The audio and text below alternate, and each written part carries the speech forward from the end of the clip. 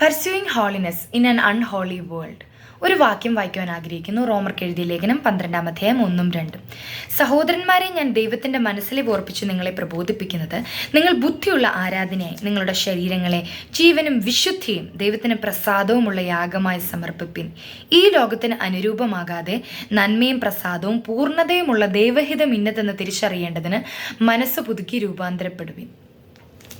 ഈ 21-ാം നൂറ്റാണ്ടിൽ ജീവിക്കുന്ന നാം നമ്മുടെ കണ്ണ് ചുറ്റും ഓടിച്ചു നോക്കുകയാണെങ്കിൽ ഒരു വിശുദ്ധിയും വേർപാടും നിറഞ്ഞ ഒരു ജീവിതം നയിക്കുവാൻ പറ്റുന്ന ഒരു സാഹചര്യത്തിലാണോ നാം ഉള്ളത്? ഒരിക്കലുമല്ല.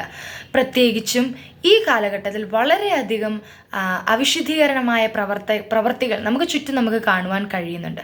പലപ്പോഴും നാം ആ ഒരു ടെംപ്റ്റേഷൻസിൽ അകപ്പെട്ട് പലപ്പോഴും ആ പ്രവർത്തികൾ നാം ഏർപ്പെടുന്നു. പക്ഷെ സ്വർഗരാജ്യത്തിൽ കടക്കുവാൻ ഏറ്റവും ഇമ്പോർട്ടൻ്റ് ആയിട്ട് വേണ്ട ഒന്നാണ് വിശുദ്ധിയും വേർപാടും, അല്ലേ? എങ്ങനെ നമുക്ക് അതൊരു ദിനചര്യയായി അഥവാ ദിനം പ്രതി നമുക്ക് എങ്ങനെ വിശുദ്ധിയെ പ്രാവർത്തികമാക്കാം, നമ്മുടെ ജീവിതം വിശുദ്ധപൂർണ്ണമാക്കുവാൻ കഴിയുമെന്നാണ് അല്പസമയം നാം ഇന്ന് ചിന്തിക്കുവാൻ പോകുന്നത്. എന്തുകൊണ്ടാണ് നമുക്ക് ഈ വിശുദ്ധിയും വേർപാടും നമുക്കത് കാത്തു സൂക്ഷിക്കുവാൻ ഏറ്റവും ബുദ്ധിമുട്ടുള്ളതായി തോന്നുന്നത്? അതിന് ഇമ്പോർട്ടൻ്റ് ആയിട്ടും 2 റീസൺസ് ആണുള്ളത്. ഒന്നാമതായി പറയുന്നത്, നാം ജീവിക്കുന്ന ഈ ലോകം തന്നെ അതൊരു അൺഹോളി വേൾഡാണ്. നമുക്കൊരു pursuing holiness on a daily basis is very difficult on this current situations. രണ്ടാമതായി നമുക്ക് കാണുവാൻ കഴിയുന്നത്, നമ്മുടെ എൻവയോൺമെൻറ്റ് മാത്രമല്ല, നമുക്ക് ചുറ്റുമുള്ള സാഹചര്യങ്ങൾ മാത്രമല്ല, നമ്മുടെ ഉള്ളിലും അശുദ്ധിയിലേക്ക് നമ്മളെ നടത്തുന്ന അഥവാ വിശുദ്ധിയിൽ നമ്മളെ എത്തിക്കാതെ നമ്മളെ പുറംതിരിക്കുവാൻ കഴിയുന്ന ഒരു ഡെയിലി ഫൈറ്റ് നടക്കുന്ന ഒന്നാണ് നമ്മുടെ ഈ അൺറെഡീംഡ് ഹ്യൂമൻ നേച്ചർ അഥവാ വീണ്ടെടുക്കപ്പെടാത്ത നമ്മുടെ ഈ ശരീരം അഥവാ ഈ ജഡം എന്ന് പറയുന്നത്. നമ്മുടെ ഈ ശരീരം നമ്മളെ കണ്ടിന്യൂസ്ലി ഈ അൺഹോളി തിങ്സിലേക്ക് നമ്മളെ ടെംപ്റ്റ് ചെയ്യുന്ന ഒരു വസ്തുതയാണ് നമ്മുടെ ഈ ഹ്യൂമൻ നേച്ചർ എന്ന് പറയുന്നത്.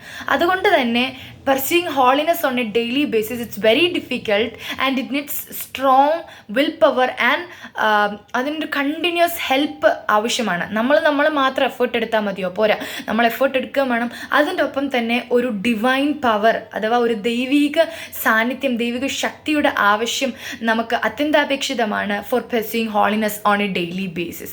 നമുക്ക് എന്തൊക്കെ ചെയ്യാൻ കഴിയും? ഒന്നാമതായി നമുക്ക് ചെയ്യുവാൻ കഴിയുന്നത് asking for a continuous help from the Holy Spirit to avoid all those temptations which are trying to make us unholy. അത് നമുക്ക് എങ്ങനെ സാധ്യമാക്കാം? through a continuous conversation with God, through a continuous a well developed prayerful life. ഒരു നല്ലൊരു പ്രാർത്ഥനാ ജീവിതം ഉണ്ടെങ്കിൽ പരിശുദ്ധാത്മാവിനോട് അഥവാ ഹോളി സ്പിരിറ്റിനോട് കണ്ടിന്യൂസ് ആയിട്ട് നാം ആ ഒരു ഹെൽപ്പിന് വേണ്ടിയിട്ട്, അവൻ്റെ ഒരു സാന്നിധ്യത്തിന് വേണ്ടിയിട്ട് നാം യാചിക്കുക, ആ ഒരു പ്രസൻസിന് വേണ്ടി നാം ആഗ്രഹിക്കുക. കാരണം നമ്മളെക്കൊണ്ട് ഒറ്റയ്ക്ക് സാധിക്കുന്ന കാര്യമല്ല. With this human nature in this unholy world it is very difficult to pursue holiness on a daily basis. അപ്പോൾ നമുക്ക് എന്താണ് ചെയ്യുവാൻ കഴിയുന്നത്? ഒരു ഡിവൈൻ ഹെൽപ്പിന് വേണ്ടി നാം യാചിക്കുക എന്നുള്ളതാണ്. അതിന് ഒന്നാമതായി നമുക്ക് വേണ്ടത് ഒരു വെൽ ഡെവലപ്ഡ് പ്രയർഫുൾ ലൈഫാണ്. രണ്ടാമതായി നാം ചിന്തിക്കേണ്ട ഒരു കാര്യം എന്ന് പറയുന്നത്, there will be a day which every second of our life will be exposed. അതായത് നാം ജീവിക്കുന്ന നമ്മുടെ കർത്താവായ ദൈവത്തിൻ്റെ മുമ്പിൽ നാം നഗ്നവും മലർന്നതുമായി കിടക്കുന്നു എന്നാണ് ദൈവത്തിൻ്റെ വചനം പറയുന്നത്. ഒന്നും അവൻ്റെ മുമ്പിൽ മറവായിരിക്കുന്നില്ല. നാം ഇരുട്ടിൽ ചെയ്യുന്ന ഓരോ പ്രവർത്തികളും ദൈവത്തിൻ്റെ മുമ്പിൽ വെളിവാകുന്ന ഒരു ദിവസമുണ്ട് എന്ന ചിന്ത, അത് വചനം വായിക്കുമ്പോൾ നമുക്ക് അറിയുവാൻ കഴിയും. ആ ചിന്ത നമ്മുടെ ഉള്ളിൽ വരുമ്പോൾ നാം അവിശുദ്ധികരമായ പ്രവർത്തനങ്ങളിൽ നിന്ന് നമ്മെ തന്നെ പുറകോട്ട് വലിക്കുന്നതിൽ നാം കുറച്ചുകൂടി വ്യാപൃതരാകും. കാരണം ആ ഒരു ഭയം നമ്മളിൽ ഭരിക്കണം.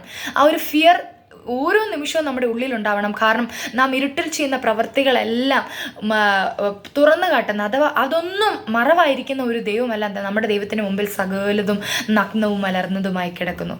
മൂന്നാമത്തെ കാര്യം എന്ന് പറയുന്നത് reading the word of God. അനുദിന വചന പാരായണം അഥവാ വചനം അനുദിനം വായിക്കുക. അത് ധ്യാനിക്കുമ്പോൾ ഈ വചനങ്ങൾ നമ്മുടെ ഉള്ളിലേക്ക് ഗ്രഹസ്ഥമാക്കുവാൻ നാം ശ്രമിക്കും. കാരണം ഇപ്പോൾ ടെംപ്റ്റേഷൻസ് വരുന്ന ഓരോ സിറ്റുവേഷൻസിലും ആ വാക്കുകൾ നമ്മുടെ ഉള്ളിൽ സംസാരിക്കും. നാം വായിക്കുമ്പോൾ നമ്മെ വായിക്കുന്ന ഒരു പുസ്തകം ഈ ലോകത്തിലുണ്ടെങ്കിൽ അത് വേദപുസ്തകമാണ്. നാം ഇപ്പോൾ സന്തോഷത്തിലാണെങ്കിൽ ആ രീതിയിലായിരിക്കും ആ പുസ്തകം നാം വായിക്കുന്നത്, ആ പുസ്തകത്തെ നാം വായിക്കുന്നത്. നാം ഇപ്പോൾ സങ്കടത്തിലാണെങ്കിൽ വക്കിലാണെങ്കിൽ, അഥവാ നാം ഒരു ടെംപ്റ്റേഷൻസിൻ്റെ വക്കിലാണെങ്കിൽ ആ രീതിയിലായിരിക്കും നാം ആ സിറ്റുവേഷൻസിനെ വായിക്കുന്നത്. അതുകൊണ്ട് തന്നെ ആ ഒരു വചനങ്ങൾ നമ്മുടെ സിറ്റുവേഷൻസിന് ആപ്റ്റായിട്ട് നമ്മളോട് സംസാരിക്കുവാൻ തുടങ്ങും. ആ ടെംപ്റ്റേഷൻസിൽ നമ്മളെ പിന്തിരിപ്പിക്കുന്നതിൽ ഒത്തിരി സഹായകമാകുന്ന ഒന്നാണ് ദൈവത്തിൻ്റെ തിരുവചനം. അത് വായിക്കുക, ധ്യാനിക്കുക, മനഃപ്പാഠമാക്കുവാൻ ശ്രമിക്കുന്നതിലൂടെ ഈ ജീവനുള്ള ദൈവത്തിൻ്റെ വചനം നമ്മുടെ ഉള്ളിൽ അതൊരു വിത്തായിട്ട് തീരുകയും അത് നമ്മുടെ ഉള്ളിൽ കിടന്ന് 100, 60 മേനിയായിട്ട് അത് വളരുകയും ചെയ്യും. അടുത്തതായിട്ട് എനിക്ക് പറയുവാനുള്ളത്, ഡോണ്ട് ഗിവ് അപ്പ്. അടുത്തൊരു എന്ന് പറഞ്ഞു കഴിഞ്ഞാൽ, there will be situations where we are tempted and we did unholy things. നമ്മൾ അവിശുദ്ധമായ പ്രവർത്തനങ്ങൾ, നമ്മൾ ആരും പെർഫെക്റ്റ് അല്ല.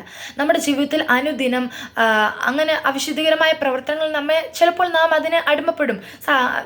V get defeated by the work of Satan or the temptations of Satan.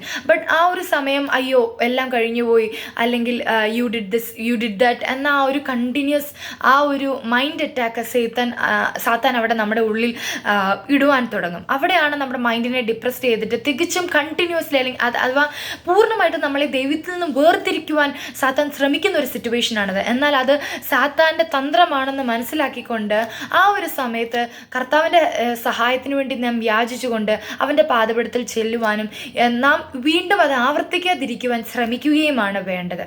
അടുത്തതായിട്ട് പറയാനുള്ളത്, ലാസ്റ്റായിട്ട്, every day before going to bed review your daily life. നാം അന്നത്തെ ദിവസം എങ്ങനെയുണ്ടായിരുന്നു എന്ന് നമ്മുടെ ജീവിതത്തിനെ ഓരോ ദിവസവും രാത്രി കിടക്കുവാൻ പോകുന്നതിന് മുമ്പ് ഒരു പുനർവിചിന്തനം ചെയ്യുന്നത് വളരെ അനിവാര്യമാണ്. കാരണം ആ ദിവസത്തിൽ ചിലപ്പോൾ ടെംപ്റ്റ് ചെയ്ത ഒരു സിറ്റുവേഷൻ ആയിരിക്കും. ആ സിറ്റുവേഷനെ നാം അതെടുക്കുക, അതിന് ആപ്റ്റായിട്ടുള്ള വചനം നമുക്ക് കിട്ടുമെങ്കിൽ അത് വായിക്കുക, അതെങ്ങനെ നമുക്ക് ഓവർകം ചെയ്യാമെന്ന് നാം അതിനുവേണ്ടി നമ്മൾ തന്നെ ഒരു എഫേർട്ട് ഇടുമ്പോഴാണ്, നമ്മുടെ പാട്ടൊരു എഫേർട്ട് ഇടുക. അപ്പോൾ ദൈവവും നമ്മളെ ഹെൽപ്പ് ചെയ്യും. പരിശുദ്ധാത്മാവ് തൻ്റെ ദിവ്യ സഹായകരവുമായി നമ്മുടെ ഒപ്പം ഉണ്ടാവും. അപ്പോഴാണ് നമുക്ക് will be able to pursue holiness on a daily basis in this unholy world which is very difficult without thy divine help. So അനുദിനം വചനത്തിൽ പറയുന്നത് പോലെ ബുദ്ധിയുള്ള ആരാധനയായി നമ്മുടെ ശരീരങ്ങളെ ജീവനും വിശുദ്ധിയും ദൈവത്തിന് പ്രസാദമുള്ളൊരു യാഗമായി സമർപ്പിക്കാൻ അനുദിനം നമുക്ക് കഴിയട്ടെ. ഒരു വാക്യം കൂടെ വായിക്കാൻ ആഗ്രഹിക്കുന്നു. എബ്രായർക്ക് എഴുതിയ ലേഖനം 12-ാം അധ്യായം 14-ാം വാക്യം. എല്ലാവരോടും സമാധാനം ആചരിച്ച് ശുദ്ധീകരണം പ്രാപിപ്പാൻ ഉത്സാഹിപ്പിൻ. ശുദ്ധീകരണം കൂടാതെ, അതായത് വിശുദ്ധിയുള്ള ജീവിതം ഇല്ലാതെ ആരും കർത്താവിനെ കാണുകയില്ല. നാം ഇത്രയധികം കാലം വചനം വായിക്കുകയും പ്രാർത്ഥിക്കുകയും ഒക്കെ ചെയ്തു.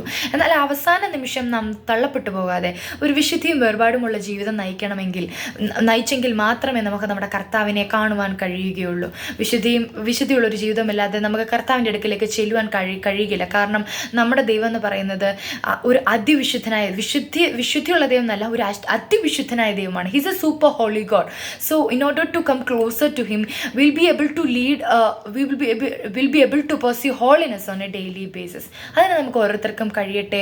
വചനം വായിച്ച് പ്രാർത്ഥിച്ച് അനുദിനം ധ്യാനിച്ചുകൊണ്ട് നമ്മുടെ ജീവിതത്തെ അനുദിനം പുനർവിചിന്തനം ചെയ്തുകൊണ്ട് വിശുദ്ധിയുള്ളൊരു ജീവിതം പ്രാവർത്തികമാക്കുവാൻ നമുക്ക് ഓരോരുത്തർക്കും കഴിയട്ടെ എന്ന പ്രാർത്ഥനയോടെ എൻ്റെ വാക്കുകൾ നിർത്തുന്നു. നന്ദി.